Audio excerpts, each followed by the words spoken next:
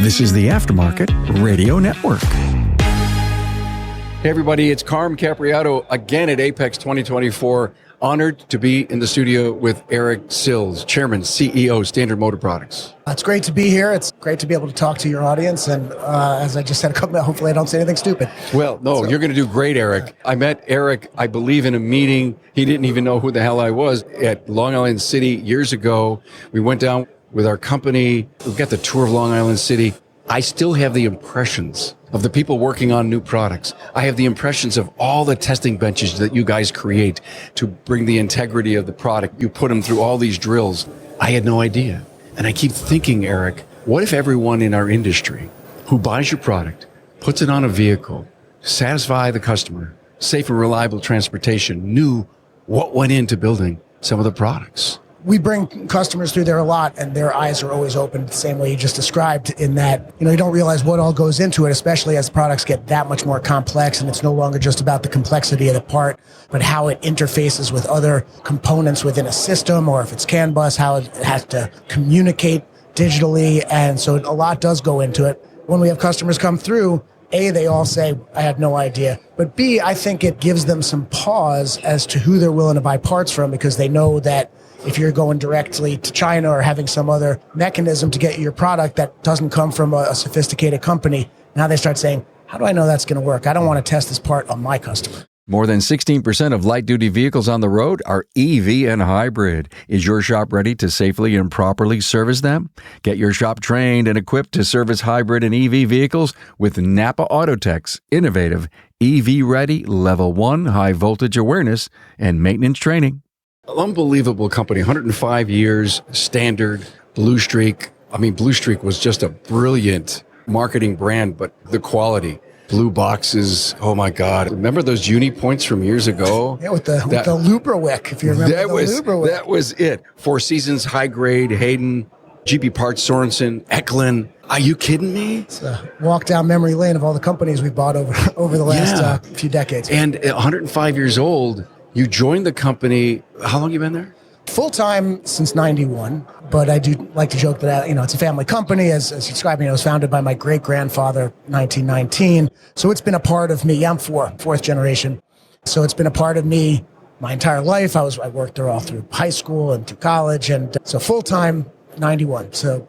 Okay, I'm curious. Public company. Yeah. How does the Sills family continue to have that legacy in a public company? You're doing things right.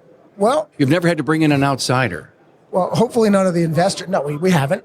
That's not to say that we haven't had strong leadership from the outside. We've had other presidents who have come from the outside. Right. And our chief operating officer is not a family member. I'm the only one in my generation. Okay. And my father was the only one in his generation, which actually simplifies things. You have too many people from the family can create other types of complexity. Sure. And hopefully none of the investors are listening to this, but we don't run it like a public company. We run it like a family company. We run it like a company that's thinking about the long term. We run it from the perspective of what our customers need from us, what our employees expect from us, and just kind of hope Wall Street keeps up. When I think about EVs and I think about this changing technology every day, my question to Standard, to Eric Sills, is how do you guys plan the future parts that we're going to buy from you? Are you doing research? Are you buying vehicles, tearing them apart? How are you planning that the aftermarket will have a wonderful supply of advanced parts? So it's a good question, and I guess it begins with the notion that, look, we've always had to evolve with automotive technology. Otherwise, going back to points, otherwise we'd just be a point condenser company. Right. So we always have to be paying attention to what the new technologies are coming down, and as long as we view that as an opportunity and willing to make an investment in it, we see that as growth potential, and as cars become more complex, we think that's excellent. So whether you mentioned electrification, if it goes in the direction of EVs, which eventually I think it will, or if it continues down the ICE lane, which is going to be that way for quite a while, you're starting to get much more sophisticated systems within that combustion engine, as your audience knows better than I do. And that's all opportunities as they try to make those engines more efficient and effective, and they bring in cylinder deactivation, or they downsize the engine and put in turbos or variable valve timing, whatever it is. We think this is all great for the industry, great for Standard. How do we figure out what to add? One of the great things about the aftermarket is we do have the luxury of a little bit of time. So we can see what the new technologies are. We could pay attention to what's happening in some of the dealership bays and what they're experiencing for systems that are finding need for repair. And then we have a large team. So we have two separate businesses, as I think most of your listeners know. We have what we now call vehicle control. And that's actually, I want to talk about that for a second as well. Sure. And that's the largest part of what we do for the aftermarket. And then we have our temperature control. What's in New York is the headquarters for vehicle control. And so that was what the labs and the product people that you saw. And so we have a large team of people, and they're paying very close attention to what these new systems are. We very much believe that our customers expect us to bring the new technologies to them. They shouldn't have to figure out, who am I going to go get my cylinder deactivation from? We bring that to them and say, we believe this is in our wheelhouse and what you'd expect us to bring. But that does, as I mentioned, the term vehicle control. We just renamed our engine management division vehicle control a couple of years ago. I like it. It really covers a lot. Well, what it was, it actually covers too much. We may as well have just called it car parts. it's that broad. But it used to be, well, back in the olden days, and you've been doing this a long time. It used to be ignition. If you remember, it was called ignition. Wait a minute. I just hit it. Vehicle control means ADAS. Well, it means we didn't want to just be considered the guy who does parts for the powertrain. Yeah. And nor have we been. So we've been heavily involved in various electrical products, whether it's window switches, column switches, combi switches, or all the safety devices, whether it's the more conventional ABS sensors or tire pressure sensors to what you're describing, absolutely getting into ADAS. We said this doesn't fall in engine management. It has nothing to do with engine management. No, not anymore. So we really kind of struggled to say, well, what do we call this thing? And we landed on vehicle control because we couldn't find anything that was broad enough that we can say, yeah, that makes sense for us to add this as well. I love it. I mean, if I had a vote, it's perfect. And for a long time, we had to have a jar in the middle of the conference table that every time you said engine management, you had to chuck a buck in it because we had to train all of our people it's not called engine management anymore. Now we're starting to get some of our customers to call it vehicle control. And I call that it's a swear jar. It's very similar to that. Now, the problem was, though, Carm, that nobody has cash anymore. So we're like, well, yeah, I know I owe $1. So now we have to put like IOU slips on the table, and you write your name, and you chuck the IOU slip in. It's like, do you take Venmo or? Yeah, a Venmo QR code. Right? That's what Now we're still old school. That is so funny. And then temperature control. I mean, what better company to think about temp control but Four Seasons? And we see, as you look at technology disruptors moving towards electrification, on the temp control side, it's actually poised to really benefit from electrification as again, your techs all know, it's no longer just about passenger comfort in the summer.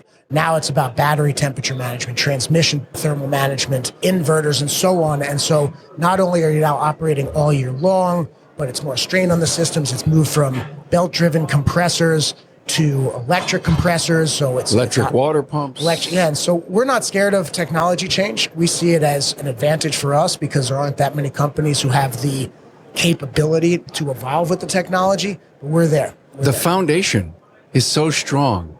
You can build new mountains on top of it, and they will never crush. We're trying. We're doing our best. That was a little more grandiose than I described it, but I'll work on the mountain. I'm a word thinker here. I love it. And under temperature control, you just acquired Nissens. This is a cool one, and much more of a European-based business. About 85% of what they do is in Europe, but they are here in the U.S. About 5% of their sales. A lot's going through the import specialty channel, and they have that feel of being an import specialist. Yeah, and that's really what they are. And so they're not trying to have domestic coverage. They started as all Euro coverage, but now it's all foreign nameplates, all the Japanese, Korean, and so on. Do I call them listeners, viewers, whatever? Yeah. They started out as a radiator company, but 15 or so years ago, they made the pivot to get into much more broader thermal management, other types of powertrain cooling, and then into air conditioning. And now air conditioning is pushing 40% of what they do. And recently, they've started to get into what they call engine efficiency. Started with turbos, gotten into electronic throttle bodies, getting into EGR valves. And so what we see with them is that they look a lot like us, but with different strengths. So while we both have a lot of the same categories, they're much better at heat exchangers than we are. We're much better at getting into these vehicle control type products, or we have other parts of the air conditioning system that they're not in, like hoses. And so we see that we can really strengthen each other. But going back to your observation of the name, they have done well here as having this feel of being European brand for European applications or for import applications. And they've really been able to leverage that. We just closed on this deal Last Friday. Yeah, we're 3 days in. Yeah. Although when I said that up in their booth, they were like, "What are you talking about? We're 5 days in. We work this weekend." It's like, okay, fair enough. I accept. I guess I work this weekend too. They're very excited to get moving on integrating the businesses, but by integration, we're really talking about how do we expand each other's coverage? How do we take advantage of what the other side has to offer so that we can become a better company, but in so doing, we become a better supplier. Bring technologies out faster, combining our engineering resources, unifying our product development muscle. So it's pretty cool. All of that's going to build synergy on all sides, I'm sure of it. Are you a NAPA Auto Care Center who is ready to take your shop to the next level? Then the premier tier NAPA Auto Care Gold Certified program is exactly what you need. Gold Certified Auto Care Centers provide customers with a consistent experience no matter where they are in the U.S. Now, this means they are more likely to return and support your shop or find your Gold Certified Auto Care Center while on the road. Gold Certified members can maximize technology, increase their local marketing opportunities, and have a fully trained team that keeps up with the latest trends. Simply put, the Gold Certified NAPA Auto Care program, powered by your local brand, will set you apart. A true partnership is a two-way street. Shops must meet specific criteria to be eligible for the many benefits of Gold. Now, NAPA Auto Care rewards its most committed partners, their Gold certified members, with free premium shop referrals on the NAPA online locator, annual marketing dollars, and enhanced warranty, training opportunities, program rebates, and so much more. Are you ready to get started? Contact your local NAPA sales representative to discuss your eligibility and apply today. More than 16% of light-duty vehicles on the road are EV and hybrid. Is your shop ready to safely and properly service them? Get your shop trained and equipped to service hybrid and EV vehicles with NAPA Autotech's innovative EV-ready Level 1 high-voltage awareness and maintenance training. Hey, take your Auto Care Center to the next level, the gold level, with the NAPA Auto Care Gold Certified program. This program is for the best of the best who can provide a consistent consumer experience and earn the trust of returning and new customers. Talk to your NAPA sales representative about how you can become a Gold Certified shop. Does it give you a bigger presence in Europe? Oh, yeah, absolutely. There's a big presence in Europe. They do about $260 million a year globally. Most 85% of that is in Europe. And they're really a powerhouse. When we decided that we wanted to explore Europe, we knew that we needed to go in big. If we went in small, we would not have the critical mass to be successful. We needed a company that was very well run, that was well capitalized, so that we knew that it was not a fixer-upper. It could do what it needed to do, and now we could harness that and take it even further. Was this a no-brainer? Well, when you're laying out almost $400 million, nothing's a no-brainer. But we've been working on this with them quietly since 2018. It took 6 years to get it there. Now, partly it was derailed. They had some things they needed to deal with. Then COVID came, and then the Ukraine war came. And so we finally were able to get it over the finish line this year. Good for you. As a global company, North America, Europe, and Asia, what goes on in Asia? You just have plants there? For us, no, we actually then also have kind of another leg of our stool, which we call Engineered Solutions, which is OE, but it's less light vehicle. It's more commercial vehicle, construction, ag, power sports, lawn and garden, stuff like that. So this is something we've really been building up over the last... We did it as a hobby for decades, and it behaved like a hobby business. It wasn't doing very well. And we finally said, if we really want to do this, we need to do it right.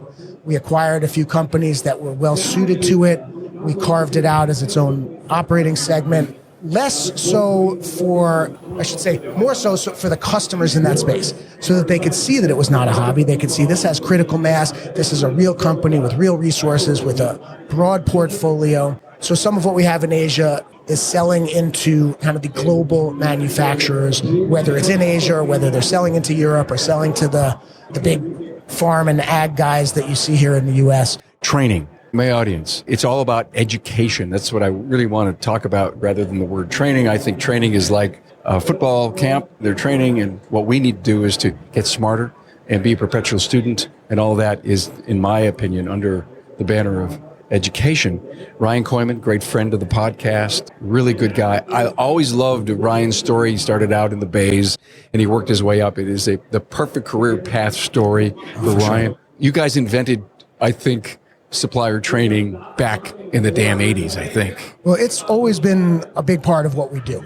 We very much believe we don't want to just be a part in a box. We need to provide it. We're very professional installation, professional technician. Actually, I'm using all the wrong words. I loved reading your piece that talks about what it should be called, of really being a specialist. Yeah. Because that is what it is. We need to get away from some of the terminology that downgrades what this job really is. Time out. All the guys at your level here at Apex, AWDA, MEMA, I want to go in front of them and say, stop calling us installers. We don't do rugs. For sure. We don't do rugs. Well, at least nobody calls them mechanics anymore. Well, no, it's the lazy slang For sure. that I think happens from the uneducated.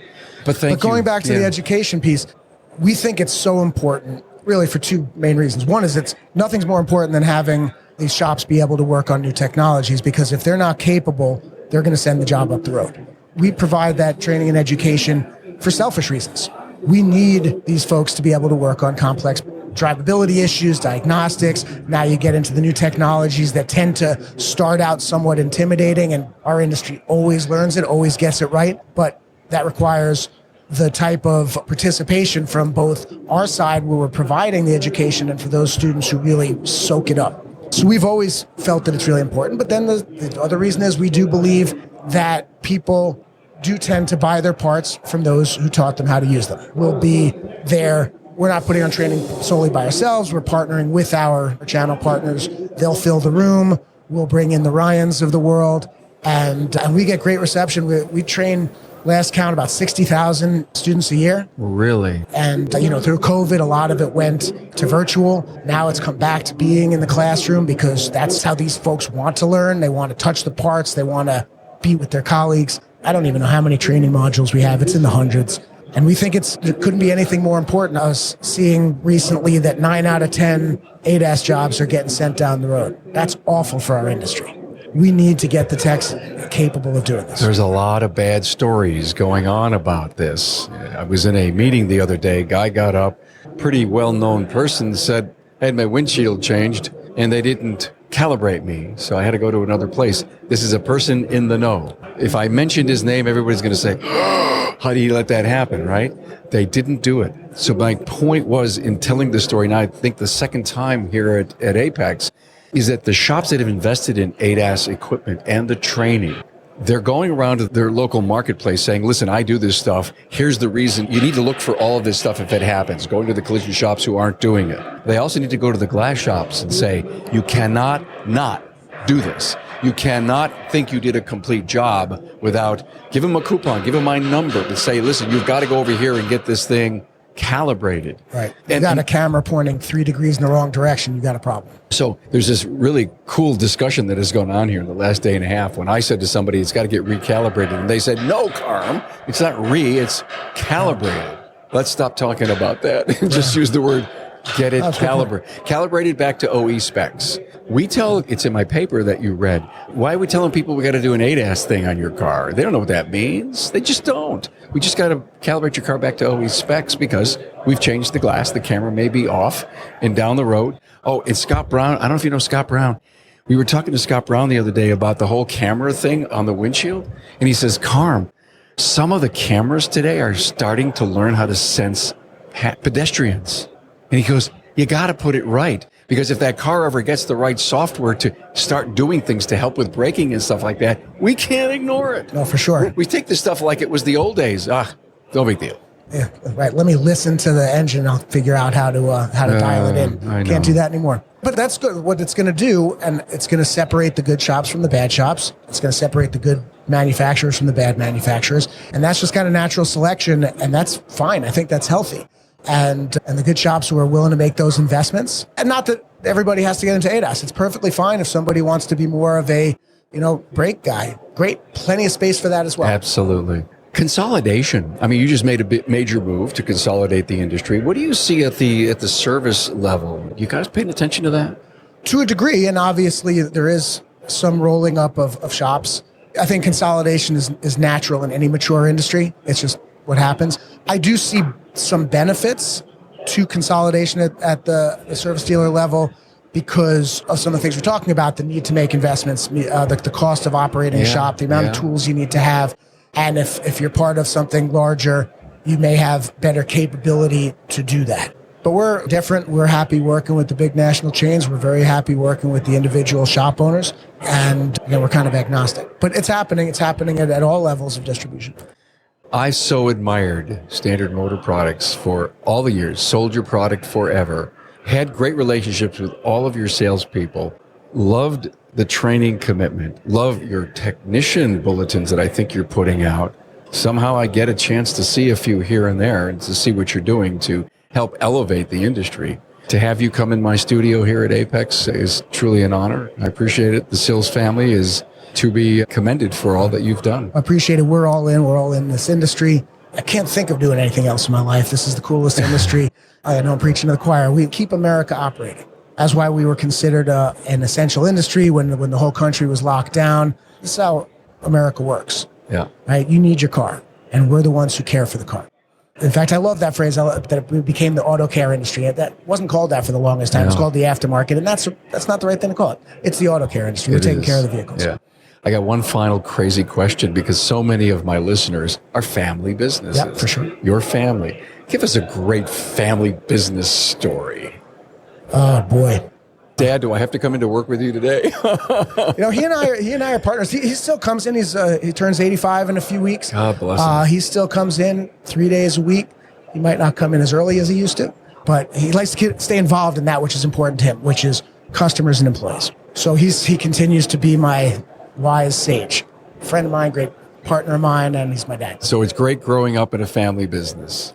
I can say that it was for me. I can't necessarily say that for every family. We have a good family. But your dad, and again, I'm talking to all the dads that are out there that have sons and daughters coming up in their business, have shown promise that they'd love to get involved.